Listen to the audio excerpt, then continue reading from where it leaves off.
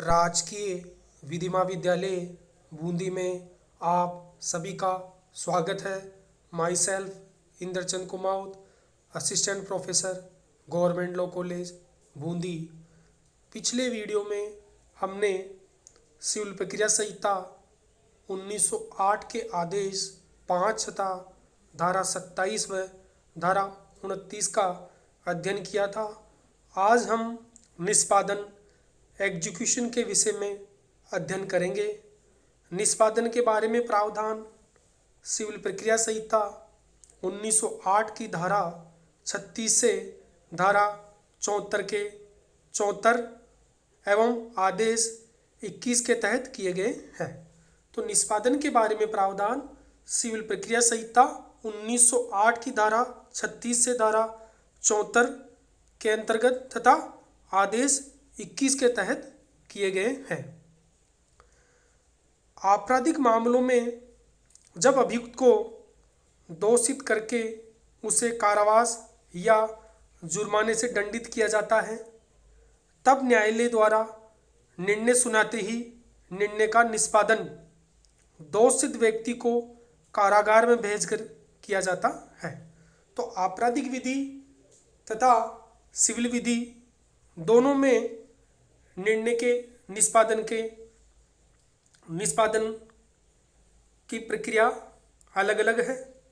आपराधिक मामलों में जैसे ही अभियुक्त को दंडित करके दोषित करके उसको कारावास की सज़ा सुनाई जाती है तो निर्णय का निष्पादन दोषित व्यक्ति को कारागार में भेजकर किया जाता है।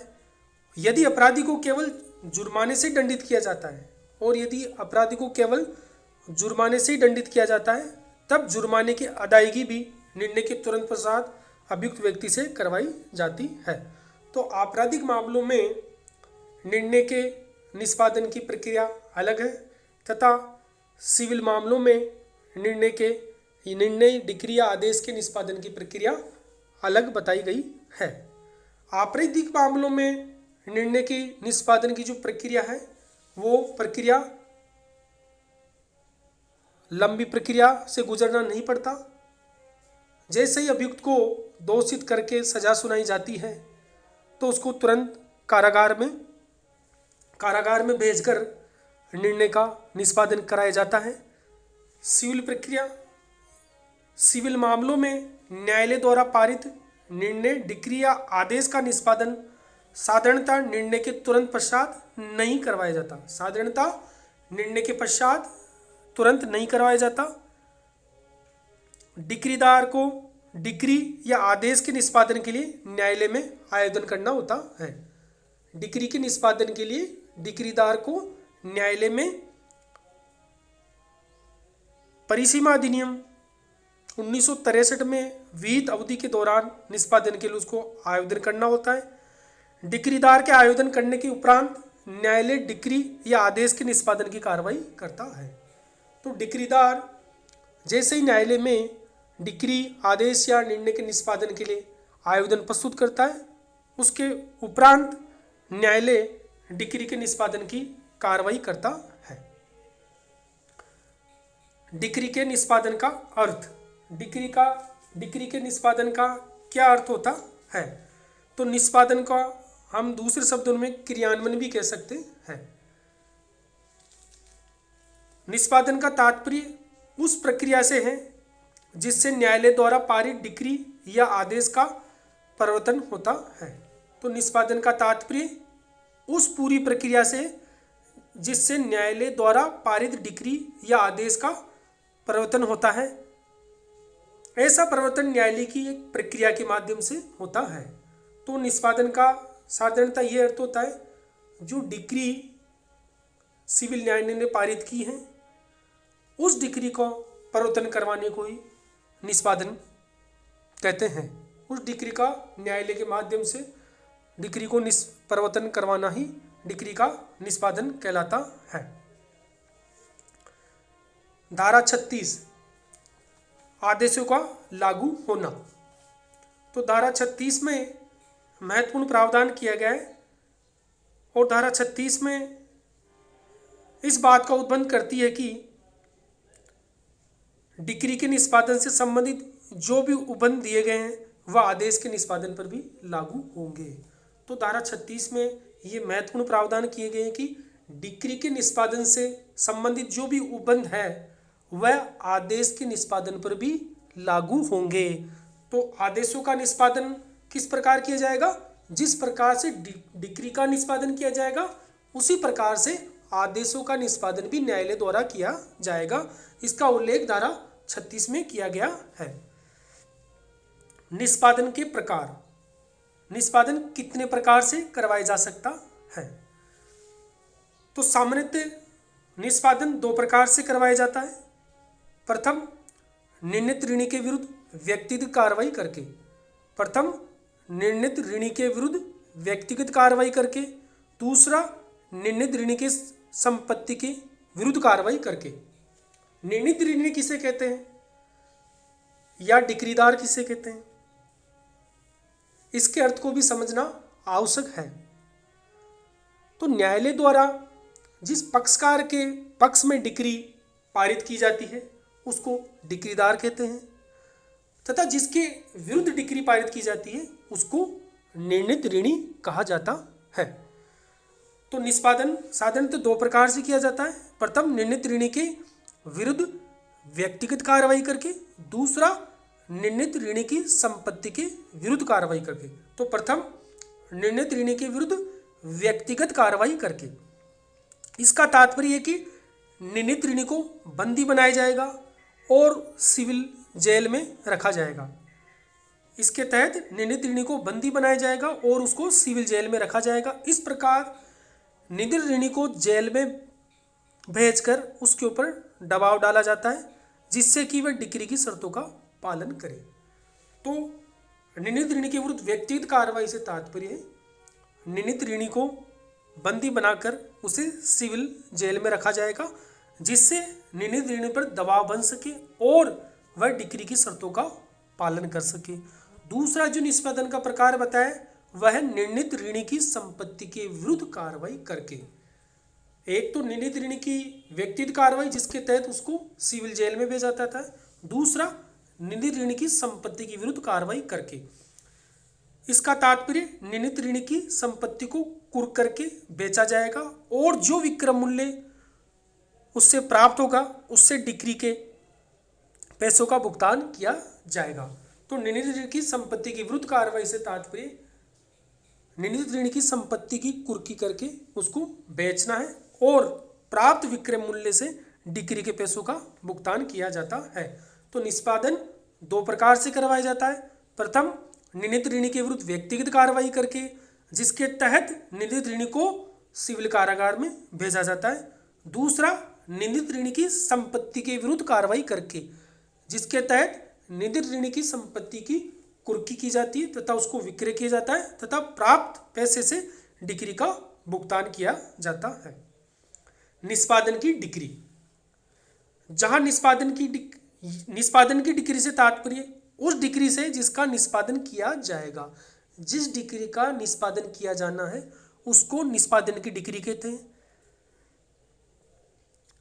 अब प्रश्न यह आता है कि कौन सी डिक्री का निष्पादन किया जा सकता है। अगर डिक्री के विरुद्ध अपील की गई है तो अपील में पारित अंतिम न्यायालय की डिक्री। अगर डिक्री के विरुद्ध अपील नहीं की गई थी तो प्रथम अधिकारिता वाले न्यायालय की डिक्री का निष्पादन किया जाएगा।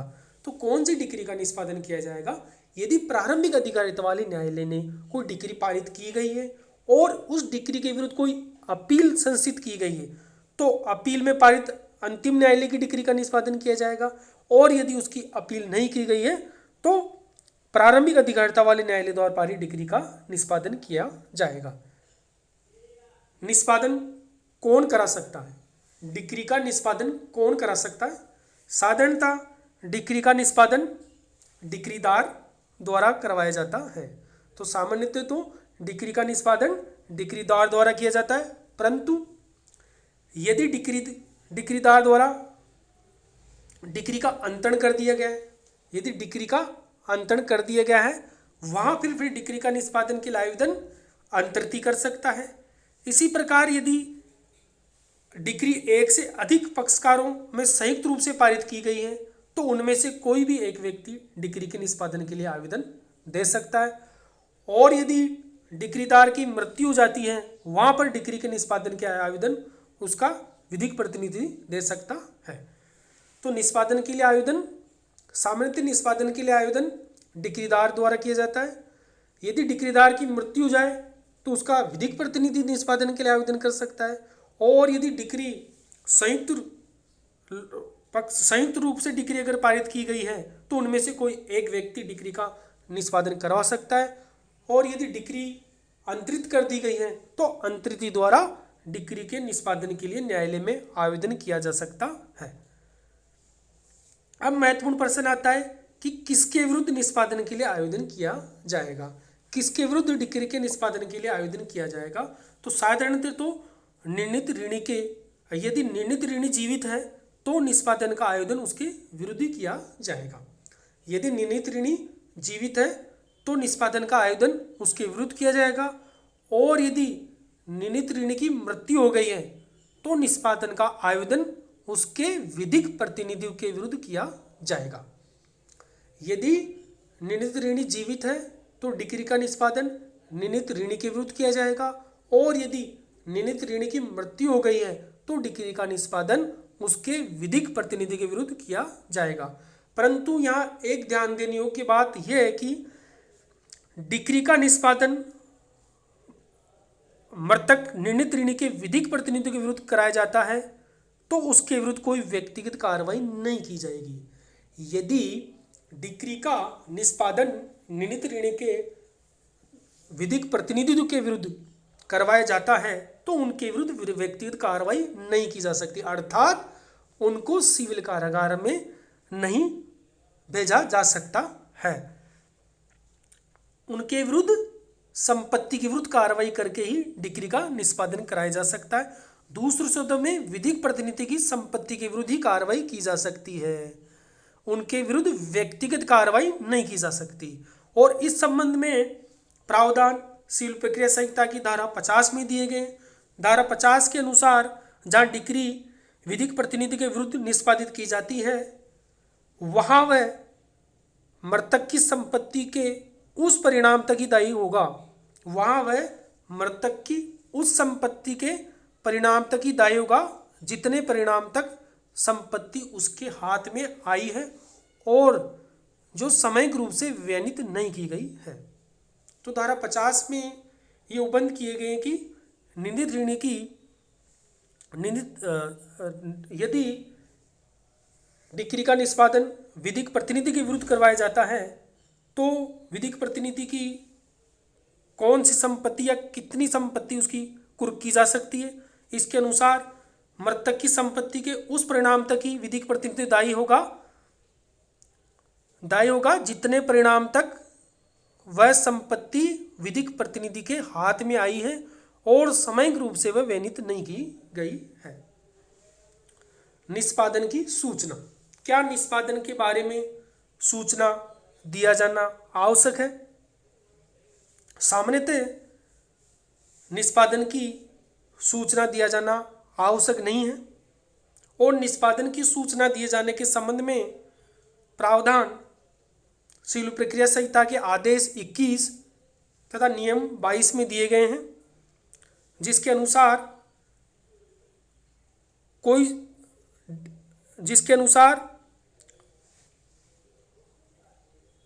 कोई सूचना डिक्री के निष्पादन के लिए सूचना तभी दी जाएगी, 5 परिस्थितियां इसमें उल्लेख किया गया है जिसके तहत डिक्री के निष्पादन की सूचना दूसरे पक्षकार को दी जाएगी। तो साधारणतः कोई ऐसा प्रावधान नहीं है कि पक्षकार को उसके विरुद्ध निष्पादन का आवेदन किया गया है उसको कोई सूचना दी जाए। तो साधारणतः कोई ऐसा प्रावधान नहीं है कि उस पक्षकार को जिसके विरुद्ध डिक्री का निष्पादन किया जाना है कोई सूचना उसको दी जाए, परंतु 5 परिस्थितियों का हवाला दिया गया है जिसके तहत सूचना निष्पादन की सूचना दिया जाना आवश्यक है।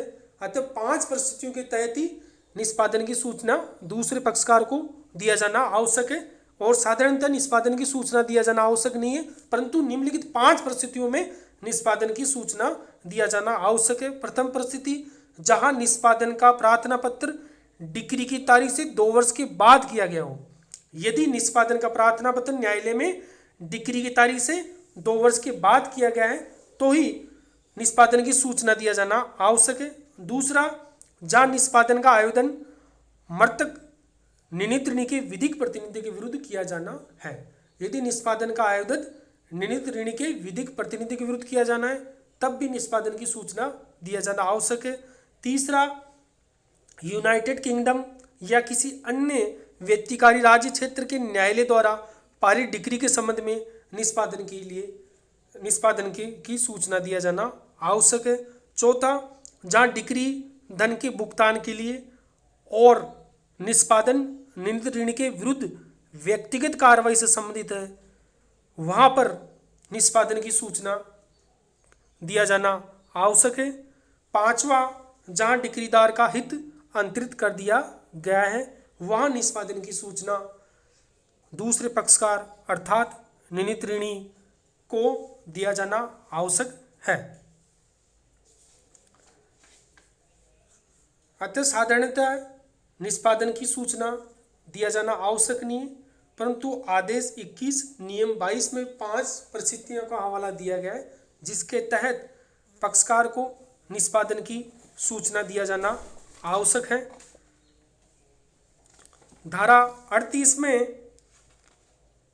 38 सिविल प्रक्रिया संहिता में महत्वपूर्ण प्रावधान किया गया है जिसके तहत इस बारे में प्रावधान किया गया है कि डिक्री किस न्यायालय द्वारा निष्पादित की जा सकेगी या वह न्यायालय जिसके द्वारा डिक्री निष्पादित की जा सकेगी।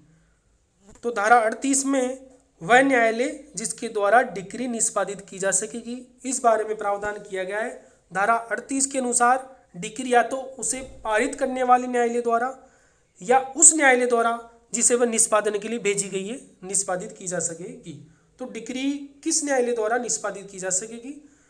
तो डिक्री या तो उसे पारित करने वाले न्यायालय द्वारा या उस न्यायालय द्वारा जिसे निष्पादन के लिए वह डिक्री भेजी गई है उसके द्वारा निष्पादित की जा सकेगी।